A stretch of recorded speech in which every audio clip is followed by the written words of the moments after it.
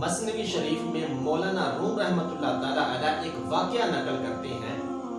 حضرت سیدنا عباد بن عبد الصمد رضی اللہ تعالیٰ عنہ سے روایت ہے، فرماتے ہیں کہ میں حضرت سیدنا انس بن مالک رضی اللہ تعالیٰ عنہ کے گھر گیا تو آپ رضی اللہ تعالیٰ عنہ نے اپنی کنیز کو حکم دیا کہ وہ دسترخوان لگائے، مہمان نوازی کے لیے دسترخوان لگائے۔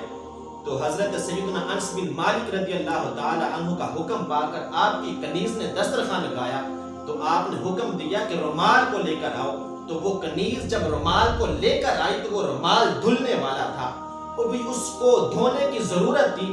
تو حضرت سیدنا انس بن مالک رضی اللہ تعالی عنہ نے حکم دیا کہ اس رومال کو بھڑکتے ہوئے تندور میں ڈال دو۔ اس کنیز نے آپ کا یہ حکم پا کر بھی اس رومال کو بھڑکتے ہوئے تندور میں ڈال دیا۔ تھوڑی دیر بعد جب اس کو نکالا گیا تو وہ دودھ کی طرح سفید ہو چکا تھا۔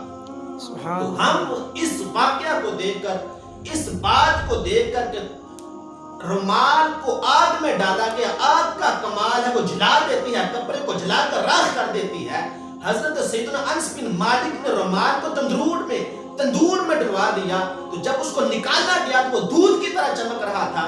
تو فرماتے ہیں کہ ہم نے جب یہ واقعہ دیکھا بہت تعجب ہوا، تو ہم نے حضرت سیدنا انس بن مالک رضی اللہ تعالیٰ عنہ سے دریافت کیا، فرمایا اے صحابی رسول ہمیں بتائیں کہ اس میں کیا ماجرا ہے، اس میں کیا حکمت ہے؟ تو حضرت سیدنا انس بن مالک رضی اللہ تعالیٰ عنہ فرمانے لگے، اے عبادہ، اے عبد الصمد، یہ وہ رومال ہے جس کے ساتھ میرے محبوب اپنے چہرے انور کو صاف کیا کرتے تھے۔ اب جب بھی اس کو دھونے کی حاجت آتی ہے تو ہم اس رومال کو اٹھا کر آگ میں ڈال دیتے ہیں، آگ اس کے اوپر جو میل کچا لگی ہوتی ہے اس کو تو جلا دیتی ہے، لیکن یہ رومال نہیں جلتا، یہ رومال صاف ہو جاتا ہے، ہم اس کو باہر نکال دیتے ہیں۔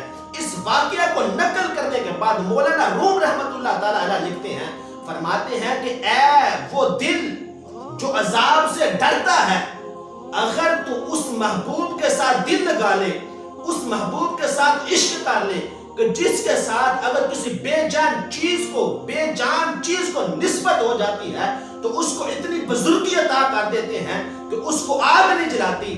اگر تو اس کے ساتھ عشق کر لے گا تو تجھے نار جہنم کیسے جلا سکتا؟